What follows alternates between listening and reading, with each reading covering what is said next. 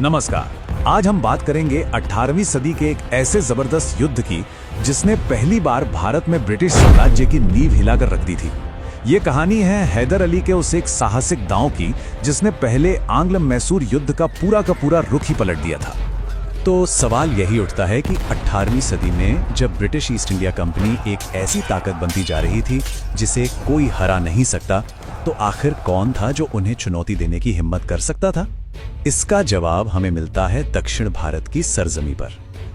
चलिए सबसे पहले उस जमाने के माहौल को समझते हैं। 18वीं सदी के दक्षिण भारत में दो बड़ी शक्तियां आमने सामने टकराने को तैयार थीं और यहीं से हमारी कहानी का मंच तैयार होता है। देखिए, उस दौर में ब्रिटिश ईस्ट इंडिया कंपनी अब सिर्फ एक व्यापार करने वाली कंपनी नहीं रह गई। वो अपनी फौजी ताकत के दम पर दक्षिण भारत में लगातार अपना असर बढ़ा रही थी, एक के बाद एक रियासतों को अपने काबू में ला रही थी। तो इस मैदान में दो मुख्य खिलाड़ी थे।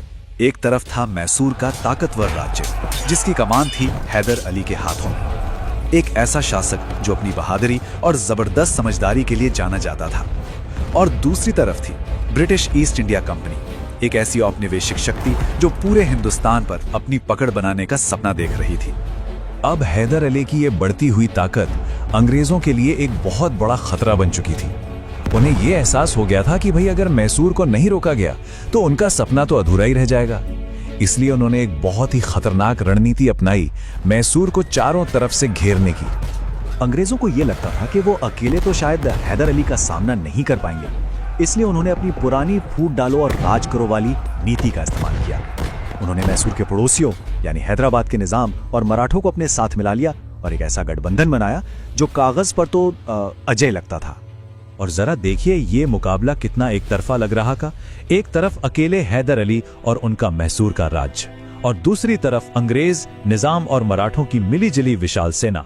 कोई भी देखता तो यही कहता कि ये लड़ाई तो मैसूर के लिए एक हारी हुई बाजी है। लेकिन हैदर अली कोई मामूली शासक नहीं थे। इस भारी भरकम दबाव के सामने उन्होंने एक ऐसी जवाबी चाल चली जो उनकी फौजी समझ और दूर की सोच को दिखाती है। उन्होंने सेना की बड़ी संख्या का जवाब रफ्तार और हैरानी से दिया।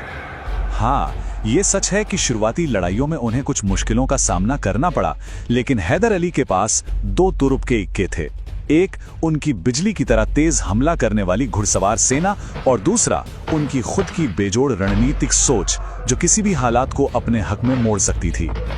जैसा कि एक इतिहासकार ने लिखा भी है, उन्होंने जंग के मैदान में ऐसी चालें चली कि दुश्मन की बड़ी बड़ी फौजें भी बस देखती रह गईं। उन्होंने ये साबित कर दिया कि जंग सिर्फ सैनिकों की गिनती से नहीं बल्कि दिमाग से जीती जाती है। और अब बात करते हैं उस एक चाल की जिसने इस युद्ध का पासा ही पलट कर रख दिया।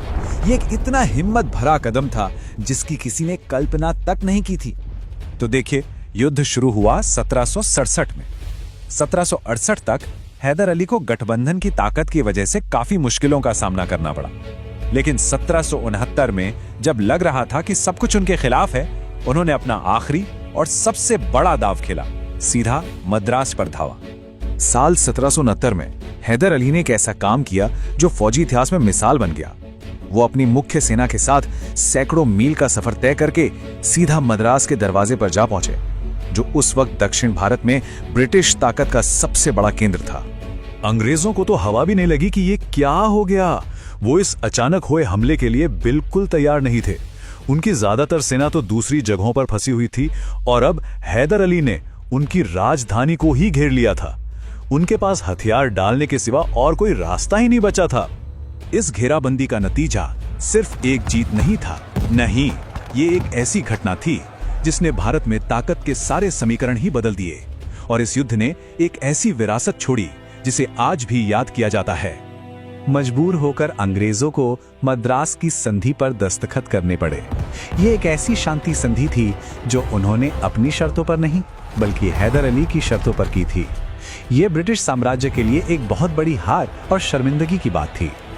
तो इस पूरे युद्ध का सबसे बड़ा सबक क्या निकला? सबक यह था कि अंग्रेज अजेय नहीं है, उन्हें हराया जा सकता है। ये पहली बार था जब किसी भारतीय शासक ने उन्हें जंग में हराकर एक अपमानजनक संधि करने पर मजबूर किया था।